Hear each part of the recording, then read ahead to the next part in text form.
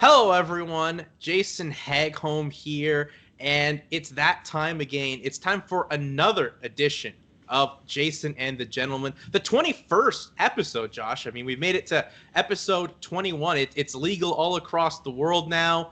And of course, my partner, as always, the Jim the Anvil Neidhart to my Brett the Hitman Hart, the gentleman, Josh Hill. Jim the Anvil? I'm the Anvil? Yeah, I'd say with that goatee, you're more like the Anvil, yeah? I guess I would be, but I mean, yeah, I guess you could be Brett. I mean, you've got the athletic experience and more than me. I mean, not that the Anvil didn't, but the Anvil did, yeah. I know what, somebody just posted a picture the other day of the Heart Foundation, and like 5 of the 6 people are all dead. You know what I mean? Brett was the only one. Oh yeah, the Rebirth '97 one. It's like, yeah, Brett's the only one alive. Oh man, it was so sad. Like Owen, Bulldog, Neidhart, Pillman. Like, they're all gone, you know what I mean? Like, crazy. I saw that picture as well, but someone had, like, grayed out everyone that had passed, and it's just a spotlight on Brett. I'm like, Jesus. Damn, it's sad. But, so sad, yeah. Man. Yeah, I mean, tragic circumstances for Owen and how he passed, but, yeah, it's just crazy. I mean, that's one of the sad about everyone in pro wrestling goes, right? I know we've talked about it before, but a lot of those guys were just circumstances of how the business was back in the 80s and 90s. Yeah, that's very true. Short lives.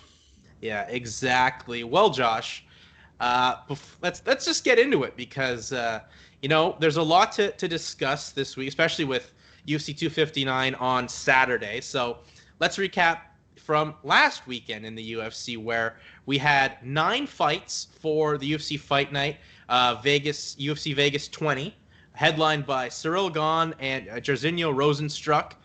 And I know Gane, he's getting a lot of crap for not putting on the most entertaining fight and what have you. But I thought he fought a smart fight, used his range, connected when he could, and nearly also had like a rear naked choke finish in the 2nd or 3rd round. But like I thought, Gane proved he can fight a smart fight and have to be tactical if he needs to be. Yeah, whoever's giving shit to Gane is an idiot. I don't care what level you're at. I think he fought a smart strategic fight. Like you said, he used his speed, he used his range and his reach, and just kind of picked away at Rozenstruik. After this, say it's 2nd or 3rd round, now it's on Rozenstruik to make that fight, I guess, exciting, if you want to call it exciting. But he's got to take risks now, because now you're down for sure probably three rounds on the scorecard. So going into that 4th round, man, you got to you're going to lose anyway. You know what I mean? So you got to kind of take some risk and try to make it, your fight, which, you're going to want to hit him with some big, heavy shots. And the only way to do that is to kind of get in there, and you're not going to hit him from the outside. So, yeah, whoever's putting Gane down about it, like he did what he had to do. He got a win. Also, he got the other half his money. You know what I mean? People they always forget about that shit, like that's why I don't like the to show and win stuff. Because when you're up like that, you just keep doing what you're doing. Why risk it, a stupid move and then lose half your money potentially, if you get clipped with something. So that's another reason why I don't like the show and win purse breakdown. No, and I agree. I think in just MMA or really combat sports, it's up on the guy that's in charge to the eyes of the fan base. That it's up to them to make it an entertaining fight. When I would disagree, it's as you said, Rozenstruik or anyone in that situation should be trying to take risks, change the fight, because plan A wasn't working. Go to plan B, plan C if you need to. And Gane's not going to change anything, right? Like, he knows this is heavyweight. Rozenstruik has power. Rozenstruik has a finish with 5 seconds left in a fight, right? So you're not going to make any random decision or anything to change what's working. And I just feel like it's unnecessary for Gane to get a lot of the crap. I mean, plus Gane's also still so young in MMA, right? He's only been doing it for 3 years. So I don't think we should really be putting the hate on. I know Dana White hated his performance, but I know Dana will get over that as soon as Gane comes back and has like a finish, whether it's a submission or a knockout. But I think, Rozenstruik probably should have done something to change up his game plan. And I don't understand why it's always on the offensive fighter to make it entertaining. I guess because they won, so they see it as like, oh, they're the one that did this. But no, like it's totally the opposite. He's doing what he was doing, and he's winning. Why change something if it's working? Like, there's literally the stupidest thing to do. If I can sit there and I would jab you for 5 rounds and you're not making any adjustments and I just keep, jabbing in the face and moving around and I'm winning, why would I change it? You know what I mean? So, and especially at heavyweight, because take any type of risk, like you put yourself out there, especially a guy like Rozenstruik that, he relies on his power to get wins. It's just stupid and silly. So, yeah, it wasn't the most entertaining fight, that's for sure. But there's no hate at all on Gane and that he fought a smart fight. Another thing I don't get the criticism is sometimes I feel like people just expect every fight to be super entertaining and like a movie or a pro wrestling match or something like that. It's like, look, this is still a sport. These things do end up happening. Not every fight can be super exciting. Like not every Super Bowl can be exciting. Not every Stanley Cup final can be exciting. Not every NBA final. Like these things tend to happen. Styles make fights. Both fighters respected their striking. Gane just was able to use his range and outpoint Jarzinho Rozenstruik. Yeah, that's it. They're not all going to be barn burners. Like, I know the promoters, that's all they want, right? For most part. But yeah, it's not going to happen all the time, man. Look at the last Super Bowl. Like, it was blowout. Yeah, it was a one-sided, kind of boring. Real super exciting. You know who was going to win majority of the game. So it was kind of the same type of thing. Yeah, I mean, exactly. Like, you can get some great matchups in sports, whether it's like, the 2011 Stanley Cup final, Bruins Canucks, where it went 7 games, or you can get a stinker, like in 98, Red Wings sweeping the Capitals, where the Capitals had no chance, or 97, when the Red Wings did the same thing to the Flyers, where they really didn't show up at all. Yeah, man. But the thing with MMA, though, the beauty thing is, like you said, that fight for 20 minutes or 24 minutes and 30 seconds, that last little big punch could change it and you could win. Unlike the Super Bowl, where if they go up, 28 points when you got a minute left, you're not going to win. You can't, you know what I mean? So that's what's kind of cool about MMA. It can change in a second, literally.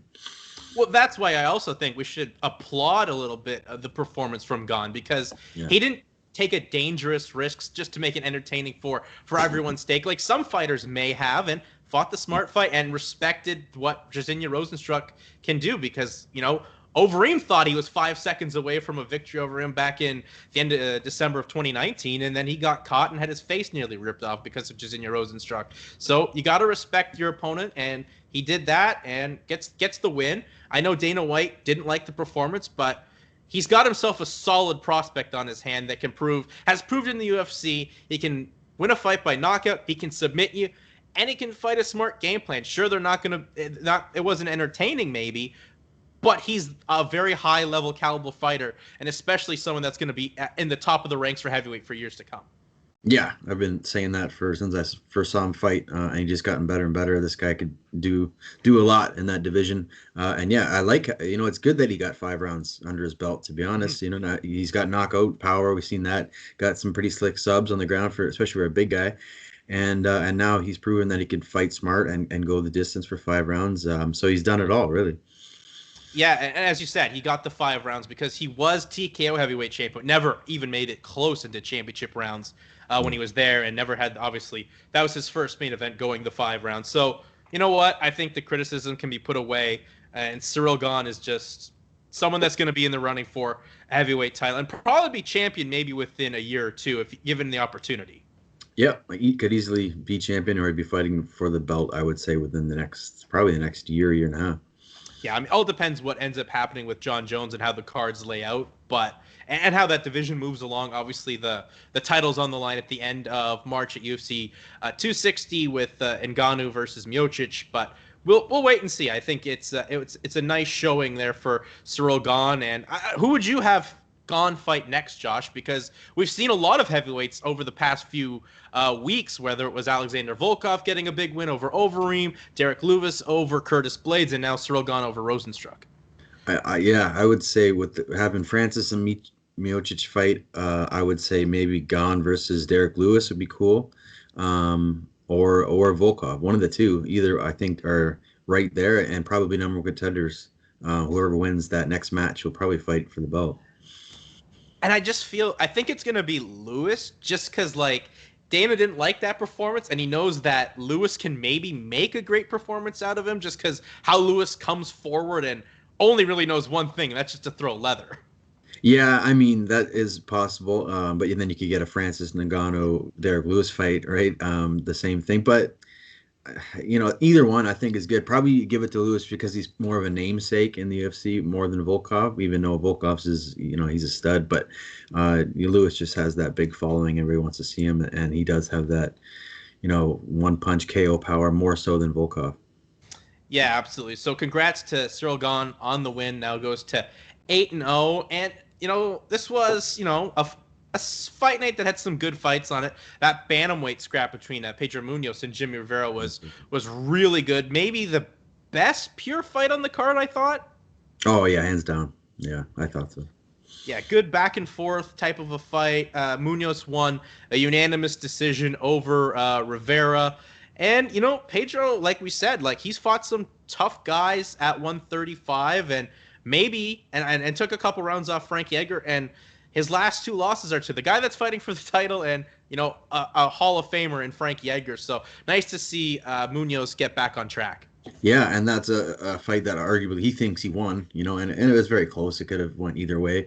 Yeah, he's right up there, dude. That he's really good. I love how he implemented the kicks, the low kicks, calf kicks, and credit to Jimmy because his leg was mangled, and to be able to continue and still to be able to trade in the pocket like he did, he still landed some good shots. But the Pedro's ability to take shots and roll with punches was very, very impressive, because he did eat a lot of big shots from Jimmy. But he kept coming, and I love how he chopped the leg. That was interesting. I thought Jimmy would maybe go southpaw a bit more, just to try to, stop from his leg getting shattered like that. But I mean, didn't check anything at all, though. After a couple of those, it's almost too late to start checking because your leg's already compromised. So it's got to be done early. I know it's hard because they are sneaky, and you're so used to checking higher on your thigh. It's still a little bit more of a newer technique to offensively and even more so defensively. But yeah, that was a banger of a fight. That was awesome. I would love to see them go again. Yeah, I mean, make it the hat trick, the trifecta, as they fought, now twice before. And what did you think? Because we've talked about this, that the calf kicks, it's really taken over, and it felt like on this card the calf kicks were in an overdrive. It felt like every fight one fighter was implementing the calf kick for their success. I think Daniel Cormier on the broadcast said there's no way to check these versions of calf kicks. I don't know about that, but it just feels like the calf kick is officially the new most deadly offensive weapon in MMA. Yeah, 100% it is. It's just being utilized. I love it, man. I always say before, I wish I was implementing this years ago, you know what I mean? But it's very effective. And yes, you can check it. 100%. It is harder to do because going to the thigh, it's a little bit easier to check. But you can check a calf kick. The best check is not to be there, for sure. You know what I mean? And avoidance is the number one thing, and make them miss and then punish them then. But if you're in that range, just turning that shin out and staying heavy on that leg is the best way. It's still going to hurt. It's still going to be effective. It could still hurt you. It still could wrap around that bone and still hit that, because it's such a small body part where it could still hit that muscle on the side of the calf, which is a bitch when it hits. But like I said, it is checkable. It is just harder to do. Yeah, I think we're just waiting to see someone find a way to check it, and then that'll be the blueprint to, I guess, find a way to stop them or at least limit them, because it just seems like this form is just taking over the sport and a killer. I think I've seen a video posted from a fight in Russia where someone just shattered their opponent's ankle or shin because of the calf kick. Yeah, those are scary. I hate when you see those, man, because it just every time you throw a kick, then you're just like, oh man. Yeah. But I've had that in training and in fights, where I've been on both ends, landing that calf kick on people and receiving it and having it checked on me as well. I remember a fight when I fought Lapilus. he did check one of my lower leg kicks, and it sucks. It sucks, man. So it's definitely doable, but it is like the move of the modern era right now, and it seems to be everybody's working on it, which is cool. And it's gonna be like almost like heel hooks. Like it's gonna be who lands the most first. and does the most damage. Because after a few, it could compromise, and you have that nerve there, the perennial nerve, I think it is, that runs down your leg, and it cause like your leg to kind of go pretty much numb, and you lose all stability on it, which is a fight ender. Yeah, I think that's kind of what was kind of happening with Rivera there, right? One leg was getting to be a spaghetti legged. So, but yeah, good win for Pedro Munoz, as we talked about. The cat kick's amazing. I think my favorite performance on the card was Alexis Davis, the lone Canadian on the card, fought Sabino Maza, who's this young up and coming, Colombian killer at women's 135, and no one was talking about Alexis Davis, and she manhandled Mazo, whether getting the fight to the ground, just controlling, ground and pound, going for submission attempts, and really broke Mazo definitely midway through the third round. So credit to Alexis Davis, because zero people were talking about her, and we needed to put a lot more respect on, someone with now 30 fights under their belt. Yeah, she's a vet, man. She's been around the game for a long time.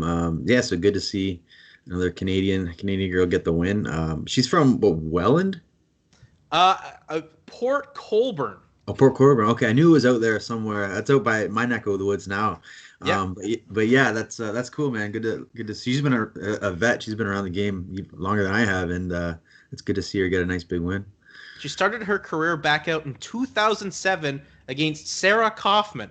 So that's how you're an OG right now. I mean, fighting on one of the first 5 Invicta cards, Strikeforce vet. Like, I just thought that there's a little bit of disrespect, and I know it's great to talk about young up and comers. I mean, we did it with Gane, but there's a test that they get put up against.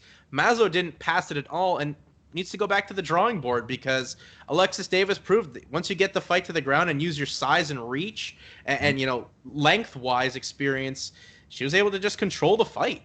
Yeah, good on her. Good on her, man. Sometimes the tests, people don't pass them. That was one. I guess they were trying to see where she's at, but Alexis had a nice win. And the lone finish on the card. So credit to Ronnie Lawrence getting the only $50,000 bonus with a third round TKO over Vince Kuchera. I mean, Lawrence, they've talked about him a lot. He's a Contender Series vet, now 7-1. And on a show like that, like where every fight's really going to decision and you're getting the only finish, it's nice to get a lot more eyeballs on you and put your name out there, especially for how deep 135 is. So they didn't give any other bonuses at all? Nope, just to Ronnie Lawrence, because he had the only finish. Really? So Munoz and Jimmy didn't get a fight of the night or anything like that shit? I can double check. I know for sure a performance of the night bonus only went to Ronnie Lawrence because he did have the finish. Well, if it's called performance of the night, it should be more than just finishes, right? Like that'd be a knockout or a sub. But I mean, that's crazy. I mean, I think if you're gonna give a performance tonight, it's got to go to Munoz and Jimmy. Fight of the night went to the Munoz and Rivera. Yes. Okay, good. That's good to hear. Yeah, well, I mean, it was the best fight on the card, a solid back and forth fight, but yeah. But yeah, on a card full of decisions, and you get the lone finish, you got to feel good, because the chances of getting a bonus are that much greater, probably guaranteed almost. But it's like you never know what's going to happen, right? So especially fighting second, you're like, hey, maybe I feel like I've got a bonus, but then you don't expect 8 fights or 7 other fights the rest of the way to become decisions, especially with the main event with heavyweights where they're just so unpredictable. Yeah, exactly. Well, that was last weekend's UFC Vegas 20 card. And before we dip into previewing, what I think is one of the best pay-per-views of the year, UFC 259, with 3 title fights 3 titles on the line. Just want to get your quick thoughts about this. So yesterday, Khamzat Chimaev posted this thing on his Instagram saying he's pretty much done. He's retired. Like, if you've seen the videos, like he looked like he's still suffering a real tough bout from receiving getting infected with COVID-19. So it seemed like he's just had enough of it, retired. Dana White, on the other hand, and Ramzat Kadyrov, who's like the leader of the Chechen Republic in Russia, said no, he's not. I guess Kadyrov had talked with Chimaev. I mean, I feel like Kadyrov, that's a different story. I know he has a relationship with him. I don't really want to get in on that, but more people Yeah, more people are dictating what Chimaev wants to do with his career than Chimaev, and I just hate that right now about the sport. And Dana's on this tangent of people retiring, and no, you're not. Now there he goes again. Remember the old talk of, if you're thinking about retiring, you should probably retire. You know what I mean? Now it's the opposite once again, because he wants his Russians. But yeah, man, he's not. Personally, I don't. He's not retiring. You know what I mean? Regardless of what those guys say, I just think he's in a shitty place right now, and he's impatient, and I understand that. I've been there, not with COVID, but like with other injuries. So I think he had such a role going, and he wants to be active, and then now like not being able to perform and train properly, and going through this and kind of just a weight game to kind of get your health back. I think it just probably got to him. He's just saying fuck this, and he's kind of just saying I'm retiring, but he won't be. I guarantee you by the end of the year, if not before, he'll be back or have a fight booked, for sure. Yeah, I mean, like the retirement part caught me off guard, but I mean, if he really did want to retire, just because I guess the effects of this virus have just been so deadly for him. Though I feel like, I know they flew him out to Vegas to get some different doctors to look at him, take care of him, and I guess according to Dana, he wasn't listening to the doctor's orders, just wanted to keep training and fight through it, where obviously it seems like with COVID, you need your rest and to relax, and let find a way for it to just pass or whatnot. But yeah, I don't know. I'm kind of with you in the sense of, once he feels better, he'll probably come back, especially with being the breakthrough fighter of last year, and Dana's been high on him. I just feel like he'll want to come back, but having a near-death experience definitely changes your outlook on life. Yeah, for sure. I get that, but I just think, who was it? I was on Rogan. I think it was in Cody. I listened to a bit of Cody's episode on there, and he was talking about it, and it's 100% true. I think when fighters are in training camp, man, their bodies are broken down, and that's what most of the time at the end of my training camps, I start to get a bit sick. I start to get a cold or whatnot, just because of my body's so broken down from all the training. I'm easily compromised. My immunity's down, so I get things like illnesses and sickness. So if you're to get hit with something like COVID while you're that beat down, it is going to affect you more, and it's probably going to last around longer. Especially if you keep training like crazy, So if you were to get like any sickness, I think you need proper rest and recovery. And I mean, it sounds like he's not doing that, and that's probably prolonging the process. Maybe not. Maybe it's just sticking around and being a bitch and won't go away. But yeah, it sucks for now. I can understand his frustration, but yeah, I don't see him retiring. I think, and even if he took a year off, you know what I mean, and come back, I think he will. Yeah, I think, what, if he took a year off just to get over this and, see where the world is, as well as the world's still trying to get over COVID, his name is still valuable in a way. Like, we haven't seen a debut guy have performances like that in quite a while in the UFC. Dana's still behind him. He's going to get another top-ranked opponent whenever he comes back, whoever it may be. If he took a year off to get healthy, get his mind right, enjoy the time with the family, I don't think that'd be the worst thing either, because then you can sell a fight night on Chimaev comes back, and that's the whole hype around a card. So I could see that be a possibility, though Dana really wants to get him to fight in June. So I don't like that as well, where he's kind of just dictating when he's going to come back. Like, yeah, let him get over COVID, okay? Yeah, don't even book a fight yet. Just let, get healthy, get training like regular again, and then once you're in the swing of things regularly and you feel good, then you can start booking fights and then get ready for a camp. But yeah, until then, just get healthy, man. Yeah, so we wish I and I'm sure you as well wish Khamzat the best to get over COVID, because just his debut and how he made waves, like, we haven't seen that before, and he's just great for the sport. So hopefully he can get over COVID and come back and be the wrecking crew that he was before he got this horrible disease. But now let's transfer things over, Josh, because it's a pay-per-view, our third pay-per-view of the year, and one of my favorite cards the UFC's really put together in quite a while.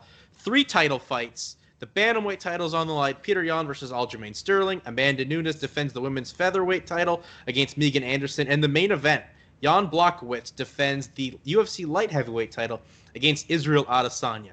Now, before we look at those fights, Josh, of the three, I think I know the answer to this, but of the three, which fight are you looking forward to the most if you had to rank them from 1 through 3? Um, yeah, the bantamweight one's not my top one, for sure. I'm interested in that one. And then for two, I would probably say, even though I'm not super pumped about it, but I'd say Izzy and Yan. And then Nunes and Anderson would be my last. Yeah, I just feel like Amanda, because what Amanda's done, right? We'll get into it, but like what she's done, like who she's beaten, how she's destroyed everyone in that weight class, it just feels like Megan's talented. Don't get me wrong, being a former Invicta 145-pound champion, but this is a different animal that she's going up against, and a lot of people like Nunes has that 80s Tyson vibe every time she steps in the cage right now. So we'll break that down in a sec. But let's start from your top fight, as it's what looks like to be the first title fight of the night in Petr Yan versus Aljermain Sterling for the UFC Bantamweight Championship. Now, Sterling, he'd been wanting this fight for a long time. It took a lot longer to get him the title fight than he originally planned. Was supposed to be in December. Injuries happened with Yan, couldn't get there to Vegas, but now it's happening here, UFC 259. What do you think about this fight? Because Yan obviously 15-1, but Sterling's grappling really, I think, is the wild card of this fight. If he can really make it a grappling match, I think it really does favor Sterling. Yeah, I was just talking with Faber about this one and like who we kind of pick, and it's a good matchup, man. This is a really good fight. I'm interested to see it. Yan, I would say, has the advantage on the feet, I would say, overall. And then in the grappling department, I would probably say Aljo. Aljermain has made it, pretty much public that he's going to take him down. He's going to submit him. That's his game plan, and we know that for most of his fights. His striking's not bad too, and it's kind of unorthodox. And Jan's going to look to stuff takedowns, stay on the feet, try and pick him apart, outbox him, and look for the knockout. So I don't know, man. It's a good fight. I think if Aljermain gets it done, I think it'll be within the first 2 rounds. Be able to take him down, get his back, maybe get a sub, something like that. Or I could see Yan just kind of like, overcoming some adversity early, stuffing some shots, and continuing to get some momentum build up, and then maybe get the TKO in, let's say, the third or fourth round. But yeah, that's a tough fight to pick, man. It's a good one though. I can't wait to see it. It's definitely, I'd say, the biggest pick-up fight out of the title fights, because Jan's looked so dominant in this UFC run, but he did face some adversity in the trying to win the title against an older Jose Aldo. Like, Aldo looked really good for a while, just Aldo gassed, and then Yan was able to put him away. But I think maybe there's some question marks about that. But I mean, I'm leaning Yan.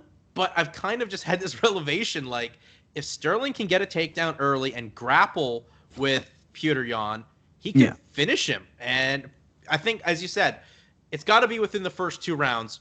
Get Yan when he's dry or not super sweaty, where you can try to sink in a choke or an armbar or a leg lock, whatever it may be. Yeah. And if he does get a takedown and be able to keep him down, will be difficult. But yeah, I mean, Aldo looked good, man. Aldo looked really good. Probably some of the best he's looked in a long time. And just, Yan just kind of, that's what he does. He kind of just starts to pick up pace as it goes on, gets a little bit more confidence, and then starts putting it on you. So we'll see if Aljermain can kind of just keep that pace up, keep trying to break him down, get that fight to the ground. Or if Yan can stuff it and continually stuff it without getting too tired and be able to light him up on the feet. So interesting match, but it's a good bantamweight title fight. I just want to, kind of go inside your mind there. As you were talking with Faber, and Faber's the perfect guy to kind of break this fight down. He's fought Yan. He's fought the guy that Yan fought to win the title. Like, what were you guys discussing and breaking it down, just more so on if Aljermain can, do the wrestling, or is it just Jan's maybe striking a little too much? Yeah, we were talking about it, and apparently, Jan's been training with some top Russian wrestlers. That's what Faber was saying, to obviously really work on his takedown defense and his wrestling So that might play a big factor. We'll see how good his wrestling is, and to be able to keep Algerman at bay. We'll see. That was kind of like I think that's going to be the deciding factor in this fight, to be honest. So we'll see if his wrestling is good enough to keep him off and sustain it throughout the 25 minutes. Yeah, because I think the blueprint to beat Jan's kind of what ended up happening with the only loss he had to Magomedov Magomedov, who's now Yeah. with Bellator. Like, won a split decision, but he was able to actually really grapple up against Jan, and really no one has been able to do that to Jan since making his UFC debut back in 2018. So I don't know. This is the one I'm probably looking forward to the most, just because I love the weight class, bar none itself. But I think it's really a pick 'em. Like, I'm kind of Yeah. in my head going back and forth. Like, I picked Jan, but I can see ways that Sterling can win. Yeah, if I'm Sterling, dude, I'm putting him get right in his face and put him on the cage early, grind the shit out of him, make him carry your weight, really, really tire him out, try to tire his shoulders and arms out. And because you didn't get to see that with Aldo, really, it was more of a kickboxing match. And even with Faber, it was more of a striking match rather than a grappling match, which would have favored Uriah for sure if he had gone that road a little bit more. So Aljo, I think, is going to do that. So we'll see if he can just keep up that pace, and if Jan can and sustain that. Yeah, I'm just so interested in this one. It's either could be done within the first two or three, or it can go the distance and be a really exciting strap. And I think Aljo's going to put everything he has into this fight, just because he's been asking for it for so long. Took so long to get here. He's got to, I think, really come out and enjoy the moment first, and then execute a game plan like that of getting in Jan's face, try to get the takedown, and if he can sink in a choke as fast as he did to Cody Sandhagen, like, this could be over really quick, or Yep. he could be in for an interesting night on the feet. I don't know. I'm so excited for this one. I just don't know how it's gonna go. Yeah, it's one of those. It could go anywhere. This one, really.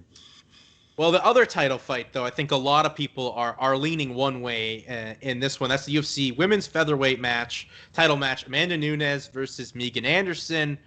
I mean, this weight class kind of, excuse me, on its little bit of its last legs. Like, Megan's fighting for the title, last fight of her contract. There's no one, like, we talk about the rankings, but every week the UFC does rankings. There's no contenders for Amanda Nunes for this title. Mm-hmm. And I know they just scheduled Felicia Spencer in a fight for coming up later this year. So that's like the only other 145-pound fight. So I wonder about the status of this weight class if Megan doesn't win. Yeah. And I give Megan a lot of credit. Like, she's a talented fighter, as you said, former Invicta 145-pound champion. But, her UFC run hasn't been as what she probably thought it would be. And now she's fighting, like, the greatest female fighter of all time who, she's taken some time off, really manhandled Felicia Spencer back in May in her last fight. But she's become a mom, different outlook on life. I think Megan definitely has to get it done within the first round or second round if she has any hope, because Nunes can just find a way to just make it a rough night like she did to Felicia Spencer. Yeah, it's just that division is pretty weak, pretty shallow. But I mean, Megan just, I think not our only way to win, but she has to utilize her size, man, and utilize her reach. My biggest pet peeve, I always say it, is when somebody's so tall and has reach advantage and they don't use it. Being a short guy that doesn't have much, and whenever I fight somebody that's my height or shorter, I'm in my glory because I'm like, oh, look at this, and I should use my reach here. So I think she has to utilize her natural weapons, and that's her size and her long kicks up the middle, a lot of head kicks to make her respect that they're less easy to trap and get takedowns off of. And then use her long jab and keep her at range and move around. So if she does that, I mean, anybody has a chance. But yeah, it's she's going up against arguably one of the best women to do it, and it's a tough night for anybody in there with her. So I mean, if I gotta make a pick, I'm gonna go with Nunes for sure. I don't see how I get it done. I'd see maybe It's just a 5-round, one-sided fight. To be honest, I could see that happening, and give Nunes a unanimous decision. And those have kind of been Nunes' last couple fights, right? They've gone the distance. They've been pretty much one-sided. I mean, Germaine de Randamie took one round from Amanda Nunes. Felicia Spencer, it was one-way traffic all the way for Amanda Nunes. So, yeah, I think Megan's got to, implement that game plan of get in there early, use your reach, and try to, land the perfect head kick or, perfect combination, because Nunes can just make it really, really a really rough night, or she can just use her power and get you out of there quickly. Yeah. I don't know. I mean, I just feel like with everyone talking so much on Nunes, if Megan Anderson wins this would be like, would this be the biggest upset in MMA history, surpassing Sarah over St. Pierre? No, I don't think so. I don't know. I mean, it'd be up there for sure. It'd be one of them. I think this is anybody now that fights Nunes is probably would be a huge upset just because of the name she's built, right? And winning the 2 titles and beating Cyborg was the big one, right? Because Cyborg's been the shit forever. So yeah, I mean, it's definitely up there. I don't know if it's probably not the biggest, but it's up there. Ooh, see, if it does happen, I mean, that's still a big. I would put it maybe above it, just because as great as St. Pierre was, he hadn't gone on that tear that he eventually was until he got that belt back from Sarah back at UFC 83. So I'd put it maybe a little above it. Maybe I'm living in the now. But I as crazy as that upset was, because I remember being shook in my basement when seeing it. But I think Megan would definitely be up there. And if you're a women's 145er in the UFC or just in general, you're rooting for Megan Anderson, because you're hoping for this division to stick around and you get an opportunity to fight for that title. Because I can easily see the UFC getting rid of this division after that fight, even though they've got a Felicia Spencer fight booked down the line. Yeah, really. There's and she's already beat Felicia. If she beats Megan, who else is there? Durandamine, she's already beat as well. Home, she's beat already. Who goes up and down? Cyborg is with Bellator. Zingano's with Bellator. There's really nobody else for her to fight. And the dream fights Kayla Harrison, but she's in PFL and doesn't want to cut from women's 155 to 145. Yeah, so there's really not really much there, to be honest. There's still lots to do at 35. So yeah, that would probably be where it would head, and who knows, man? Unless they just have some influx of signing some 45ers, that's really the pool's dried up. But the pool's dried up pretty much in women's MMA at that weight class, right? Yeah. Because the cream of the crop, they're just spread out throughout, whether it's UFC, Bellator, PFL doesn't really have that weight class. But there's just no one at women's 145, because all the top talents either 115 through 135, and 145 is just an island on its own. It's like, with men, there's probably the majority of them are at 55, 45, 55, 70 for the average size male, right? And the same thing with the average size woman, it's going to be less, right? So you have the 15 to 25 to 35 is where majority of them are. So yeah, you have less and less women at 45 and even less at 55. Yeah, 155. I mean, PFL's pulling a tournament out somehow with that, but I mean, that's obviously for Kayla's sake. But women's 145, who knows?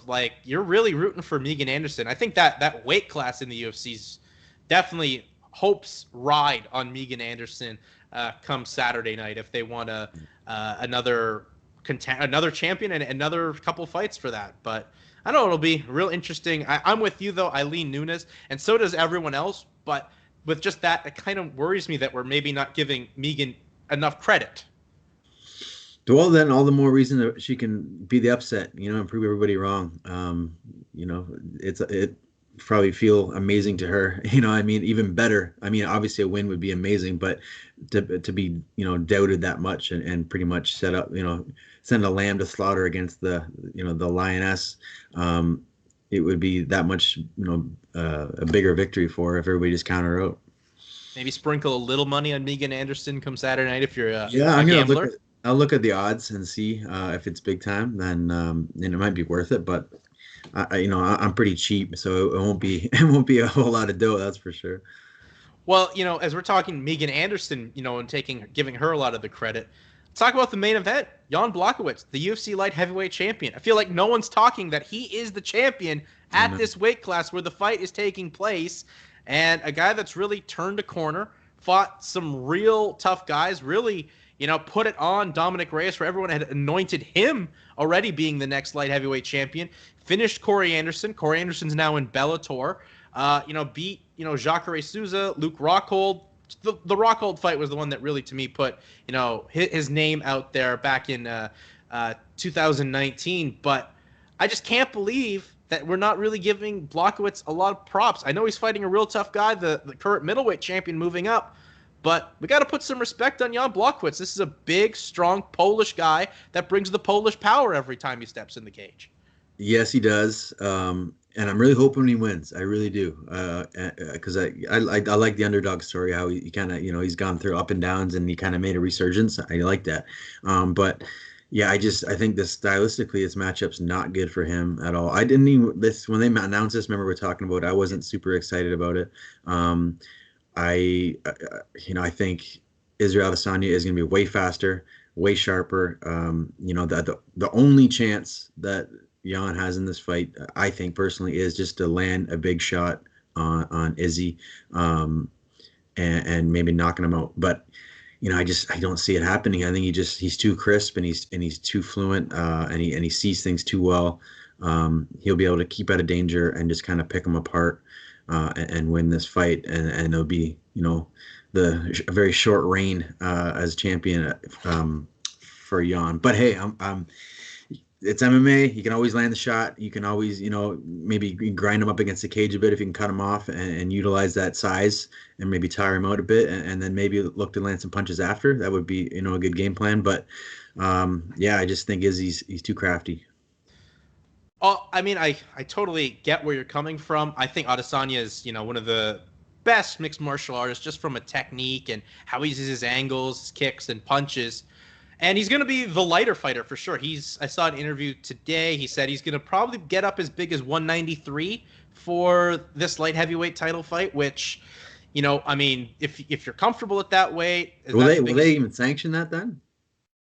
I guess they would. They've signed that would be, if he comes in at 205, that's like a 12, 13 pound weight difference or whatever it is. He could be saying that as well. Obviously, he could maybe get up a little bit. But obviously, I guess it's anywhere from 186 to 205, I guess. As long as you're in that range, it doesn't matter, I guess. Yeah, I mean, it's rare that we're talking about someone coming in underweight after, many of the fights this past couple shows we've talked about fighters coming overweight. So, but I mean, if he feels comfortable, bulking up a little bit, where he can keep kind of that speed, not putting on too much mass, I think that can cause a problem. The only way I would see it would be getting a problem is if Blachowicz gets in close and can clinch with him and use his huge size and weight discrepancy, then, I mean, that'd be very interesting. I just think Adesanya is a little too elusive, but I still feel like we're not giving Blachowicz enough credit, personally. Or Blachowicz, excuse me. We're not giving him enough credit, where this is a very powerful guy. I think if he, as you said, I agree, if he hits the perfect shot, Adesanya hasn't felt that kind of power since his kickboxing days or anything like that. So I can see Blachowicz landing a big shot, but I just think how Adesanya uses the angles, it's going to make it a real tough night for Jan. Yeah, I mean, if I'm in Jan's corner, we can't go speed for speed with this guy. We can't dance around the outside. We can't, go skill set for skill set as far as kickboxing. We got to make it ugly. We got to get in his face. We got to use our size advantage. We got to use our power advantage. And that's really your keys to win. So I'd say close the distance, get in his face, make it ugly, try and land. He landed a nice one coming off a clinch with Rockhold, how he knocked him out. It's kind of in that clinch and that came off and cracked him. Something like that would definitely be his best bet to catch Izzy. But it's easier said than done. Do you think if Adesanya wins and keeps as the champion, obviously at 205 pounds, does he stay at 205 or does he try to be one of those dual champs and defend the belt in both weight classes at 185 and 205? I think he'll be the dual. He'll go back and forth. I think because he's fighting, it's not like a John Jones where he's putting on a lot of mass and it's hard to come back down. So I think he's just pretty much fighting at his natural weight without cutting weight. So how he trains basically. So if he continues to do that, he could just bounce back and forth to each one, depending on the fights and the matches. Or, I mean, there's that option. Or do you think he gives up the 185-pound title because he's kind of cleaned out that weight class? Like the guys that are pretty much fighting for the number one contendership are a guy in Whitaker. He's beaten for the title, doesn't want to fight again.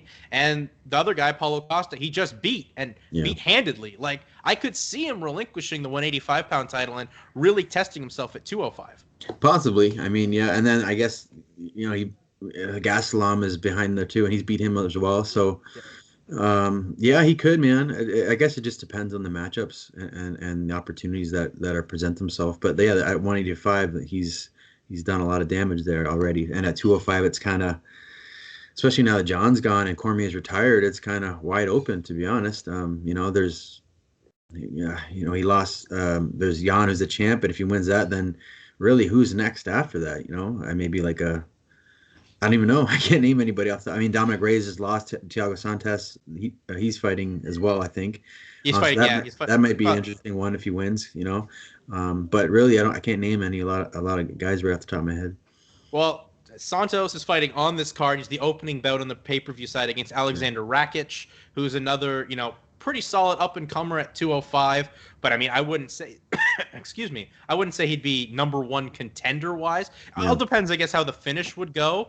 But yeah, like light heavyweight is still a solid division in the UFC, but I feel like everyone's eyes are oohing and ahhing at like what Bellator has at 205 right now, as opposed to really what the UFC would have. And I could see Adesanya sticking around because that was the preeminent division for the longest time. He can maybe find a way to make it interesting, challenge himself up against these bigger, stronger guys, and really, write himself a Hall of Fame career instead of what he would already done at 185.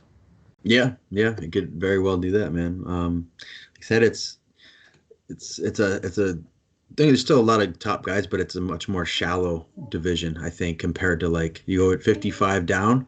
You know what I mean? It's like even 70, it's pretty good. But like, yeah, you see all the guys at 35, 45, 55. I'd say like there's just contender after contender after contender there's always somebody there. And in those weight classes, right now he's kind of cleaned out. And with DC and John gone as the two top guys forever, and Gustafsson, I think he's gone up to heavyweight. I think his last fight anyway. So like there's your three top guys for probably a few years there anyway. It's just there's not a whole lot of big names there that are right there ready to go. Yeah, I'm interested to see what ends up happening, especially if Adesanya wins, because as we wait, there's the options of being the dual champ, defending at both, kind of what Amanda Nunes has done at women's 135 and 145. And, he can make history, be just another, like only the fifth, I believe, dual champion or multi-weight class champion in the UFC history for men. So you're already writing yourself in the record books if you get a win over Jan Blachowicz on Saturday night. But, those are the three title fights, and, I mean, I'm really looking forward to them. But there's some other good fights on this card, like Dominic Cruz, the prelims against Casey Kenny. That's a good one. I can't wait to see that one. Dom's back, and especially Dom in a 3-rounder, which is kind of interesting. And Casey Kenny's the up-and-coming guy, and now he's fighting an ex-champion, and it's a huge test for him. So that's a good one. A good one on there was Joe B. Benavidez is fighting. I'm really pumped for that. He's fighting that Askar or something like that, right? Askar Askarov. Askarov, that's right. Yeah, that's another good one. I think he's undefeated too. So that's another big step up for him to fight. Joe was the number one contender for forever. So yeah, and there's that prelim. It's got some good ones. Yeah, this is for back to the Cruz Kenny fight. This is Dominic Cruz first 3-rounder since UFC 178, where he was once again, I think the main on the prelims, where he finished Takeya Mizugaki in the first round. So it's been a while since Dom hasn't fought in a title fight situation in only the 3 rounds. So I don't know. I'm interested to see how this goes. I mean, and for Casey Kenny, this is a guy that's been on a tear, on a 3-fight win streak with wins over Luis Smolka, Helio Atalong, and Nathaniel Wood. But this is a different animal. Like, arguably the greatest 135er of all time, WEC, UFC champion. Like, if you get a win by him, there's definitely 2 careers going on different trajectories. Yeah, it's a huge test. And I'm Kenny. That's the kind of fight that I want. a big name like that, and maybe catapult your career right up there right away. But Dom's still Dom, man, and I enjoy watching him fight, and I'm pumped to see him back in action. I'm gonna pick Cruz, honestly. Like, yeah, he lost to Cejudo back at UFC 249, but that was like the first event after the pandemic, and training was just like a different animal. You kind of had to figure it out yourself. Couldn't really have training partners. This one is the first fight back in almost over a year. We've kind of figured out how you can train in a COVID world as opposed to back last May. So I'm gonna lean with Benavidez, or excuse me, not Benavidez, with the Cruz. And Kenny, while he's good, I just think he's just on the cusp, but not there just yet. Yeah, I'm gonna go Cruz decision. And as you said, Benavidez, he's back since the first time, since he lost that title opportunity to Figueiredo. And, Askar Askarov, a 13-0-1 guy. So, I don't know. I feel like this is a make-or-break fight for Joe. I feel like we'll see where things go. I know he's got a lot of other ventures outside of MMA that I'm excited and I like to see him do. I don't know how much he's got left, but if he gets by this stud Russian, I would say he's got a couple more fights left with him. Oh yeah, I think he does for sure. Whether he wins or not, but I think Joe's always top material. You know what I mean? He's always fight the best guys always, and the lesser known guys he beats. And he's always that number one spot right there. But yeah, I mean they're all tough tests at this point, man. And every fight you go into, the chances of winning and losing, it's you just got to try and stack your chips best you can, and hopefully you get the best hand you're dealt with and utilize the best hand you're dealt with in that fight. So he could definitely still do it for sure. But it's a tough test for him, that's for sure. So we'll see. I'm rooting for him though. I think everyone's rooting for him, especially for his WEC run and one of the most lovable, nicest people in all of MMA. So yeah, he is. Hopefully he gets it done. But as we said, very tough task against Askar Askarov. But this prelim card, though, Josh, is pretty much up your alley. A lot of 125ers, 135ers, only a handful of welterweight, light heavyweight, and one lightweight fight. And then the rest of the prelims are filled with 135ers and 125ers. So I think that's going to bring a lot of excitement. I think a fight that could be a sleeper good fight is Kyler Phillips and Song Yadong. I think that one's going to be a really good fight. Yeah, we're training out here with Song. He's getting ready, and he's looking sharp, man. Song's good, very good. He's striking like super, super crisp, fast, very explosive, very strong and big for 35 too. So I don't know a whole lot about his opponent. I was talking to Faber about him today. He said he's good, very good everywhere. Comes from a martial art background. His whole family has been doing it for a long time. But yeah, Song's a killer, man. Yeah, I know Kyler. He can bring it. He's got a couple good wins by TKO, KO. He's got a calf slicer finish as well on the ground. So and he's only got one loss coming into his UFC run. That's a split decision loss as well. But I just feel like these guys are gonna just collide and clash, and it'd be an interesting matchup on the feet. And Song's got such power in his hands for a 135er as well. Yeah, he does. Yeah, sparring with him, man. Yeah, he's good. He's got some good crisp striking. His boxing's good. He's got good hand speed. And he's pretty just these dense, big for a 35er. I'm not sure, how much weight he actually cuts, but he's pretty solid. So anytime Song's in there, I'm down to see him. And I think big things in the future for Song for sure. Yeah, and obviously UFC's really rooting for him to get another champion out there from representing China, right? So that's a big aspect. Like I said, that one to me is a fight you really can't miss. I think it'll be one of the more exciting fights, whether it's on the prelim or not, which, I mean, it is a prelim, but, whether it's prelim or not on pay-per-view. But I think it's going to be a solid night of fights. I mean, Islam Makhachev's back finally against Drew Dober on the pay-per-view. As we said, Thiago Santos, Alexander Rakic. All in all, one of the better looking pay-per-views I think we'll get this year, Josh. Yeah, it's a sick card. I'm pumped for it.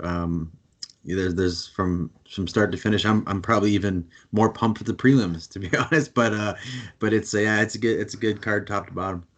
Yeah, I'm excited for it. Can't wait for Saturday night to get here. But that's going to bring an end to this episode, Josh. And before I let you go, I mean, enjoy the remaining days there in Sacramento out at Team Alpha Male. Hopefully, it's been treated you out there well. And I saw on your Instagram that you did a podcast with Faber. So before we go, plug that so people can, after they listen to this, they can listen to that. Yeah, they haven't released it yet. I think they're doing the editing and whatnot, probably like Wednesday or Thursday. But yeah, it was fun. I did his podcast there. It's called Cali Cast, and he introduced this new thing where he's playing chess with all of his guests. You're pretty much just having a convo, shooting the shit while you're playing a chess game. So I had to bring my A game for the chess match. It's been a while, but it was fun, man. Yeah, and it's always good time out here. I'm soaking up this weather before I gotta come back home to minus whatever and snow, which sucks. But I'm excited to get home too. Are you a big chess player, Josh? Not big chess. I used to play when I was like super young. We learned it in elementary school, and then just kind of got away from it for a while. But I still play here and there. I know how to play. I'm not great at it, but it's fun. I like it. Well, I know in your mixed martial arts career, you've been playing checkers while everyone else has been playing chess and just dunking on opponents right there. So you mean the other way around, right? Yeah, I mean it the other way around. I better not be playing checkers. Yeah.